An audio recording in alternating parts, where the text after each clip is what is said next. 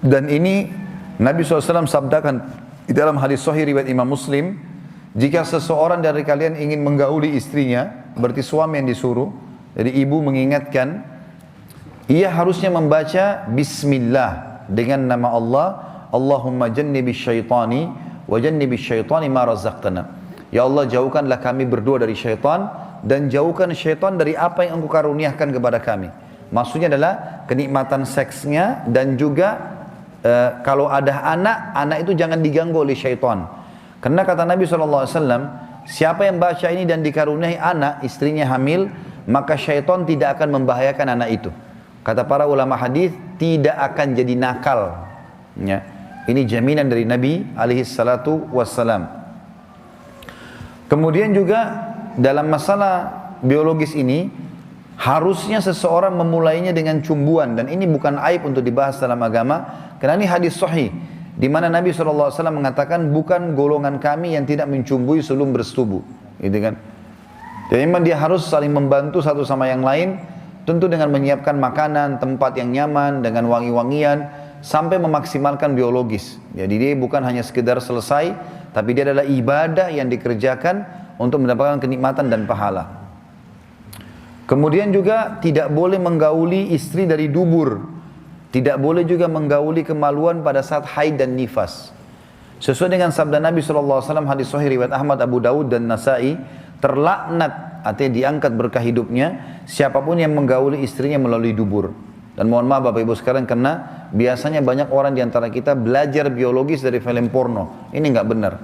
Karena orang-orang non-muslim mengajarkan tata cara mereka, bukan cara-cara kita.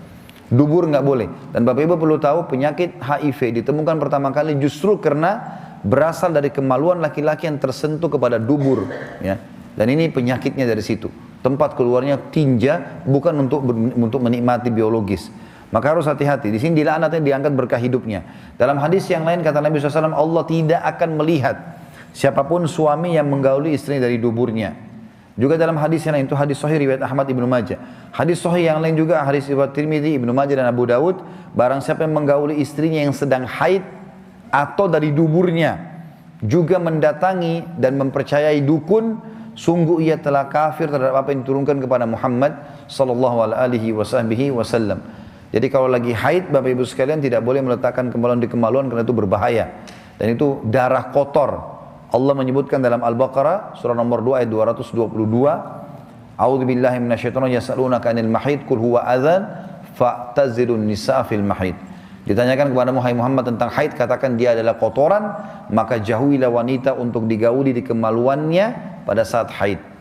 Tapi bukan berarti tidak boleh bercumbuan, bukan tidak boleh mencari kenikmatan. Karena Nabi SAW mengatakan dalam hadis riwayat Muslim waktu ditanya, ya Rasulullah, apakah wanita kami kalau lagi haid tidak boleh kami sentuh sama sekali?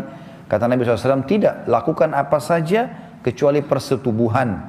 Juga dalam hadis yang lain kata Aisyah radhiyallahu anha, pada saat ditanya apakah yang boleh dikerjakan seorang suami terhadap istri yang sedang haid, kata Aisyah, segala sesuatu kecuali kemaluannya.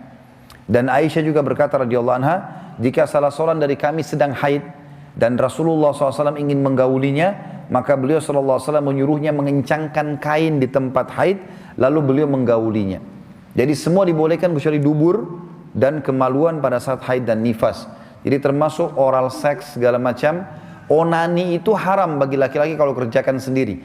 Tapi kalau istri yang lakukan tidak ada pengharaman di situ. Kita tutup Bapak Ibu sekalian dengan hadis-hadis yang mulia, dua buah hadis yang saya harap Bapak Ibu bisa fahami hadis ini. Yang kata Nabi SAW, hadis Muslim, manusia yang paling buruk kedudukannya di sisi Allah pada hari kiamat ialah orang yang atau suami istri yang berhubungan biologis, kemudian dia menggauli istrinya, istrinya pun mendatanginya, maksudnya bergaul dengan dia, kemudian mereka kedua menyebarkan ya rahasia pasangannya. Jadi kalau bapak-bapak sini Allah berikan istri yang Masya Allah memuaskan dia dari sisi biologis, tahan, jangan dicerita ke teman-teman. Jangan bilang istri saya itu begini, begitu, jangan diceritain. Jadi ibu-ibu juga, kalau Allah berikan suami yang Masya Allah memuaskan secara biologis, gak usah cerita sama teman-teman. Ini pertama ada ancamannya, orang paling buruk kedudukannya hari kiamat, Masya Allah benci dengan dia. Yang kedua, dia memang punya efek sosial. Kalau misalnya laki-laki di sini, Masya Allah di luar sana, bukan di sini, Karena ini saya lebih baik di luar sana. Kalau ada seorang laki-laki yang istrinya Masya Allah puasin dia. Lalu dia cerita sama teman-temannya. Istri saya begini, istri saya begini. Terus di antara 5 orang temannya yang dengar, istrinya nggak begitu. Apa yang akan terjadi? Dia akan ganggu istrinya orang ini. Dan itu banyak terjadi. Rumah tangga rusak gara-gara si laki-laki ceritakan tentang istrinya. Dia tidak sadar temannya menghubungi istrinya diam-diam. Dan istrinya kaget. Kok bisa tahu rahasia saya? Kok bisa tahu perempuan pakai perasaan? Terbuka komunikasi. Akhirnya cerai, bisa nikah sama orang itu. Banyak terjadi. Begitu pula dengan perempuan. Suami saya begini, suami saya begitu. Suami mereka teman-teman tidak begitu. Maka terfikirlah mereka untuk mengganggu suaminya orang ini. Jadi ada hikmah syar'i yang harus kita fahami. Yang terakhir Bapak Ibu sekalian adalah hadis Nabi SAW. Masih sama kasusnya ya. Kata Nabi SAW habis sholat subuh nih. Beliau angkat suara dengan keras dan ini penutupan bahasan kita. Mungkin kata Nabi SAW, seseorang dari kalian ya menceritakan apa yang ia lakukan dengan istrinya. Dan mungkin seorang perempuan di antara kalian, hai wanita di sab perempuan, menceritakan apa yang suaminya lakukan, apa yang dilakukan sama suaminya. Kata Asma binti Yazid radhiyallahu anha, istri salah satu sahabat Nabi SAW, sahabat Nabi, beliau mengatakan, benar demi Allah wahai utusan Allah, kaum wanita melakukannya dan kaum pria juga melakukannya. Di zaman sahabat dikerjakan dulu itu, tapi mereka belum tahu hukum. Keluarlah hadis Nabi SAW. Maka Nabi SAW mengatakan, jangan lakukan itu. Karena itu perumpamannya seperti setan pria atau laki-laki menemui setan perempuan di jalanan, lalu ia menyetubuhinya sementara semua orang melihatnya. Dan hadis ini riwayat Imam Ahmad. Maka harusnya hati-hati Bapak Ibu sekalian.